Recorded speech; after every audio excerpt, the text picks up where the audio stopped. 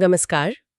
आज हम एक ज़रूरी खाद मैग्नीशियम सल्फेट पर बात करने वाले हैं। फसलों के लिए ये मैग्नीशियम पोषक तत्व इतना ज़रूरी क्यों है और इसका सही इस्तेमाल कैसे हो, कब, कितना? और कभी-कभी लगता है कि सब ठीक किया फिर भी कमी दिख जाती है। ऐसा क्यों? तो हमारे पास कृषि विशेषज्ञों से मिली कुछ जानकारी है, आज उसी को समझने की कोशिश करते हैं। बिल्कुल। और ये समझना जरूरी है कि ये सिर्फ एक खाद नहीं है। ये पौधे के मेटाबॉलिज्म से जुड़ा है, उसकी ऊर्जा बनाने की पूरी प्रक्रिया से। अच्छा, तो पहले ये बताइए, ये होता क्या है? मतलब इसमें क्या-क्या होता है? हाँ, तो देखिए, मैग्नीशियम सल्फेट में मुख्य रूप से दो पोषक तत्व हैं। एक तो मैग्नीशियम करीब 9.5% और दूसरा सल्फर लगभग 12%। ओह! अच्छा, सल्फर भी है इसमें? जी हाँ, और इसका एक बड़ा फायदा ये है, खासकर पॉली हाउस या नेट हाउस जैसी खेती में, कि अगर आप मैग्नीशियम सल्फेट दे रहे हैं तो अक्सर आपको अलग से सल्फर देने की जरूरत नहीं पड़ती। मतलब एक तीर से दो निशाने। हाँ, कह सकते हैं, लागत और मेहनत दोनों बचते हैं। ठीक है। अब आते हैं पौधे के अंदर इसके रोल पर। हमने स्कूल में पढ़ा था कि पत्तों का हरा रंग क्लोरोफिल से होता है। तो मैग्नीशियम का क्या काम है इसमें? अरे काम ही नहीं, मैग्नीशियम तो उस क्लोरोफिल मॉलिक्यूल के बिल्कुल सेंटर में होता है। एक तरह से समझिए कि जैसे गाड़ी के इंजन का कोई बहुत जरूरी पुर्जा हो। इसके बिना क्लोरोफिल सूरज की रोशनी को, मतलब ऊर्जा को, पकड़ ही नहीं सकता। ओह!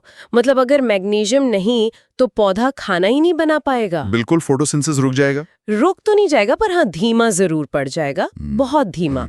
और इसका असर फिर सीधे-सीधे पौधे की बढ़त पर दिखता है। कैसे? देखिए, विकास धीमा होगा, पत्तियां पीली पड़ने लगेंगी, फल फूल कम आएंगे और आखिर में जो किसान के लिए सबसे जरूरी है, पैदावार, वो घट जाएगी। पूरी साइकिल धीमी हो जाती है। ये तो गंभीर बात है। अच्छा, तो किसान पहचाने कैसे कि मैग्नीशियम की कमी हो रही है? कुछ खास लक्षण होते हैं? हाँ, मैग्नीशियम पौधे के अंदर ना गतिशील पोषक तत्व है। मतलब पौधा इसे जरूरत के हिसाब से यहाँ से वहां भेज सकता है। गतिशील मतलब ये कि जब पौधे को कमी महसूस होती है तो वो इसे पुरानी नीचे वाली पत्तियों से निकालकर नई ऊपर वाली पत्तियों तक भेजने की कोशिश करता है। अच्छा। नतीजा ये होता है कि कमी के लक्षण सबसे पहले पुरानी या नीचे की पत्तियों पर दिखते हैं। पत्तियों की जो नसें होती हैं, उनके बीच का हिस्सा पीला पड़ने लगता है। इसे इंटरविनील क्लोरोसिस कहते हैं। इंट्राविनल क्लोरोसिस, नसों के बीच पीलापन, ठीक है। और ऊपर की पत्तियां हरी रहेंगी? हाँ, शुरू में ऊपर की पत्तियां हरी दिख सकती हैं। ये एक बहुत बड़ा संकेत है। ये तो पहचानने में काफी मदद करेगा। अच्छा, इसे सेकेंडरी पोषक तत्व भी कहते हैं। प्राइमरी और सेकेंडरी में क्या फर्क है? फर्क मात्रा का है, जरूरत का नहीं। प्राइमरी जैसे नाइट्रोजन, फास्फोरस, पोटैश, वो पौधे को ज्यादा मात्रा में चाहिए। सेकेंडरी जैसे मैग्नीशियम, कैल्शियम, सल्फर, ये चाहिए कम मात्रा में पर हैं उतने ही जरूरी। मैग्नीशियम के बिना पूरा सिस्टम गड़बड़ा जाता है। पौधे इसे मिट्टी से आयन के रूप में लेते हैं, Mg+2 आयन। Mg+2। लेकिन एक चीज और, हमने देखा है कि कई बार बरसात में या सर्दियों में ये कमी ज्यादा दिखती है। ऐसा क्यों? हाँ, इसके पीछे कुछ कारण हैं। एक तो है लीचिंग, मतलब ज्यादा बारिश या सिंचाई से मैग्नीशियम मिट्टी में नीचे बह जाता है, जड़ों की पहुंच से दूर। पानी के साथ बह जाता है, ठीक है। दूसरा बड़ा कारण है मिट्टी में पोटैश की अधिकता। अगर आपने पोटैश ज्यादा डाल दिया तो वो मैग्नीशियम के पौधे में जाने के रास्ते में एक तरह से रुकावट डालता है। ओ, मतलब पोटैश ज्यादा तो मैग्नीशियम कम। हाँ, पौधा उसे ठीक से ले नहीं पाता। और तीसरा, हवा में बहुत ज्यादा नमी, रिलेटिव ह्यूमिडिटी। जब नमी ज्यादा होती है तो पौधे का पानी खींचने का प्रोसेस, ट्रांसपिरेशन, वो धीमा हो जाता है। और पानी के साथ ही तो पोषक तत्व ऊपर जाते हैं, तो वो भी कम पहुंचते हैं। बाप रे, मतलब मिट्टी में मैग्नीशियम होते हुए भी पौधा उसे ले नहीं पा रहा है। ये तो मुश्किल है। तो फिर इसका सही समाधान क्या है? इस्तेमाल कैसे करना चाहिए? देखिए, सबसे पहला और सबसे जरूरी कदम है मिट्टी की जांच। बिना जांच के खाद डालना अंधेरे में तीर चलाने जैसा है। हाँ, ये तो है। जांच से पता चल जाता है कि कमी है भी या नहीं, और है तो कितनी।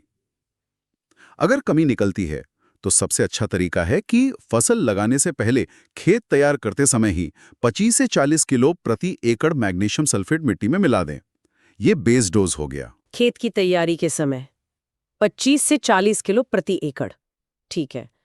और जो किसान ड्रिप से सिंचाई करते हैं वो? ड्रिप वाले फर्टिगेशन कर सकते हैं, मतलब सिंचाई के पानी में घोल कर दे सकते हैं। आमतौर पर 3 से 5 किलो प्रति एकड़ हर 7 दिन के अंतर पर शायद 4-5 बार देना काफी रहता है। हर हफ्ते 3 से 5 किलो 4-5 बार। हाँ, और अगर मान लीजिए कमी के लक्षण दिख रहे हैं पत्तों पर, तो तुरंत राहत के लिए पत्तियों पर स्प्रे भी बहुत कारगर है। करीब 3 से 5 ग्राम प्रति लीटर पानी में घोलकर स्प्रे कर सकते हैं। स्प्रे भी कर सकते हैं। अच्छा, पॉली हाउस और नेट हाउस के लिए क्या सलाह है? उनमें मात्रा थोड़ी अलग हो सकती है, शायद 3 से 4 किलो प्रति एप्लीकेशन के आसपास, पर वहाँ कंट्रोल ज्यादा होता है तो मैनेजमेंट ज्यादा सटीक रखना पड़ता है। खासकर बरसात और सर्दियों में जब हमने बात की कि पौधा पोषक तत्व कम लेता है, तब फर्टिगेशन का शेड्यूल और जरूरत पड़ने पर स्प्रे, इस पर खास ध्यान देना चाहिए।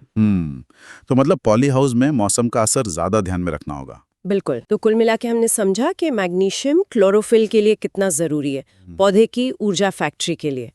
कमी पुरानी पत्तियों पर नसों के बीच पीलेपन से पहचानी जा सकती है, और समाधान है मिट्टी की जांच करवाकर सही मात्रा और सही तरीके से देना, चाहे मिट्टी में मिलाकर या ड्रिप से या फिर पत्तों पर स्प्रे करके। बिल्कुल सही कहा आपने। और यहीं पर एक बात और सोचने वाली है, जो आपने कारकों की बात की थी।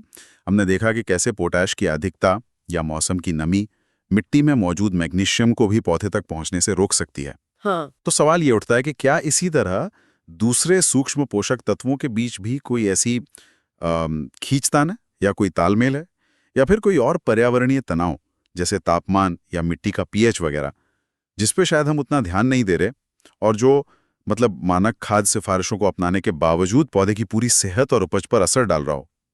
इस पर आगे सोचना और जानकारी जुटाना काफी दिलचस्प हो सकता है।